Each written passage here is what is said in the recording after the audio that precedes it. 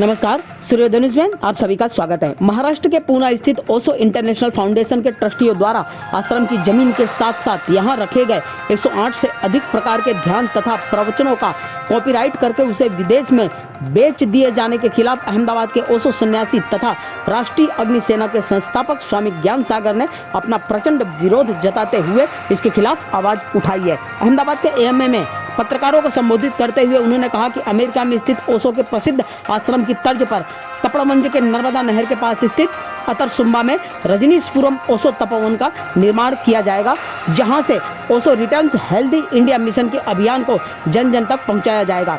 उन्होंने इस अवसर पर समूचे भारत से ओशो सन्यासी तथा उनके समर्थकों को ओशो संबोधि दिन पर ओशो की माला पहनकर पुणे स्थित ओशो इंटरनेशनल आश्रम पहुंचकर वहां प्रवेश कर सामूहिक रूप से सक्रिय ध्यान करने का आह्वान भी किया है।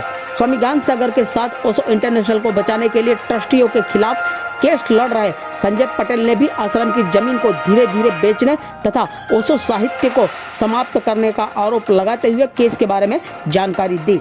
घटना ये बनी है कि ओशो को पूना के अंदर जो षड्यंत्र हो रहा है, पूना के अंदर षड्यंत्र हो रहा है ओशो को मिटाने का, सीधा कहूँ तो ओशो को मिटाने का, ओशो के ध्यानों को मिटाने का, ओशो के प्रवचनों को मिटाने का, लोगों से दूर करने का ये प्रयास चल रहा है। इसमें 4 ट्रस्टी नहीं है, इसमें बहुत लोग हैं।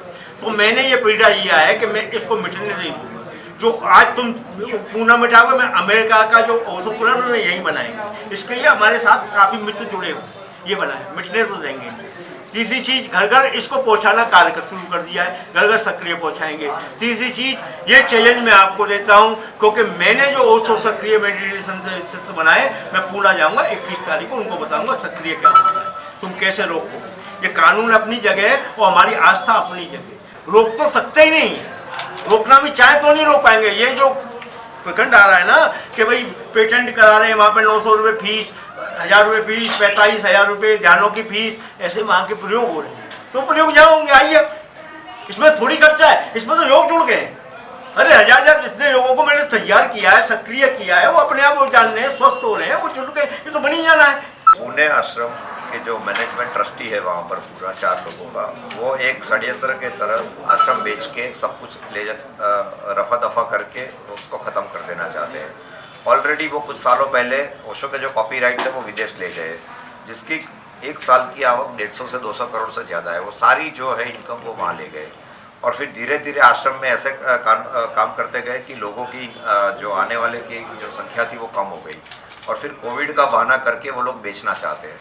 जब 1 साल की 150-200 करोड़ की इनकम है जो विदेश में आती है, वो इंडिया में नहीं आती आश्रम में, जो कि हेड क्वार्टर है। पूना का आश्रम जो है वैसे देखा जाए तो एक तरह के ओशो की हेड क्वार्टर है, तो वहाँ पर कोई इनकम नहीं आती और ये लोग कोविड का बहाना करके बेचना चाहते हैं क्योंकि बोले घाटा हो रहा है और घाटा दिखा रहे, करते नहीं। पहले जो सन्यासी काम करते थे वहाँ पर एक 150 कंपनी को रख दिया, तो वो हाईली पेड लोग हैं और जो इनकम वहाँ पर जो आती है वो प्राइवेट कंपनियों में जाती है। जो ट्रस्टियों की 15 से 20 कंपनियों है, वो सारे पैसे उसी में जाता है, तो सारे पैसा एक अकाउंट से दूसरे अकाउंट में इनडायरेक्टली वो लोग ट्रांसफ़र कर देते हैं। तो ये सारे षड्यंत्र के तहत वो लोग पूरा आश्रम ख़त्म करके ओशो की जो देशना है वो ख़त्म करना चाहते हैं। और डे बाय और कोई करना चाहे, जैसे कि यूट्यूब या फेसबुक पे आप ओशो के नाम से कुछ भी डालो तो वो कॉपीराइट करके आपका वो अकाउंट वो ब्लॉक हो जाएगा। तो ओशो का काम आप कोई भी करना चाहे, आज की डेट में भी अगर यहाँ पर कोई मैं संगीत बजाऊँगा वहाँ का, तो वो ये जो चैनल है सारी यूट्यूब से ब्लॉक हो जाएगी, पूरा वो उसको उड़ा देंगे। और बहुत लोगों के साथ हुआ है, इट इज़ हैपनिंग एवरीवेयर, पूरे दुनिया में। कोई ओशो एक्चुअली ओशो ने कहा था मुझे पूरी दुनिया में फैलाओ, ये लोग उसको रोकने का काम कर रहे हैं और आश्रम गुपचुप तरीके से बेचना चाहते हैं, जिसके लिए हमने हाईकोर्ट और चैरिटी कमिश्नर में एप्लीकेशन दी है। अगली तारीख सुनवाई 20 फरवरी को है। पहला सवाल ये कि ये पेटेंट कौन से सन में किया गया है, कब से इश्यूज आ रहे हैं कॉपीराइट के। दूसरा कि आपने पेटेंट के अगेंस्ट भी क्या हाई कोर्ट में कोई अर्जी डाली है?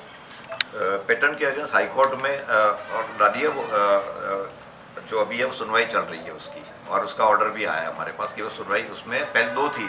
पहले इन लोगों ने चैलेंज की थी मूवेबल और इमूवेबल दोनों, IPR भी उसमें शामिल है कि वो लोग बगैर गवर्नमेंट की परमिशन आउट ऑफ इंडिया ले गए सेक्स करके, 15-20 साल पहले ले गए थे, गुपचुप, किसी को पता भी नहीं चला था। और अब धीरे धीरे वो लोग सबको ब्लॉक कर रहे थे।